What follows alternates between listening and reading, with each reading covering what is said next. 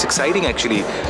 It's nice because I think the people I've met, the contestants I've met, each one has their own individual vibe and style, and somehow they are all celebrating just that aspect of it. No one's trying to be somebody else. Though sometimes I do feel that the profile that they've created vis-a-vis the person, they don't match. So I hope that turns out interesting. Sometimes it could be tough to sustain it over a period of time. I'm supporting quite a few people. I don't think I can take names right now because unfortunately they're right in front of me.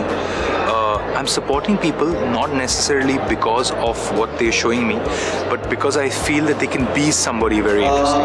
And it's tough to judge people immediately through a picture. I don't want to do that. So I'm supporting their potential as opposed to only them. Thank you. Myntra Fashion Superstar, streaming on the Myntra app. Download the app now.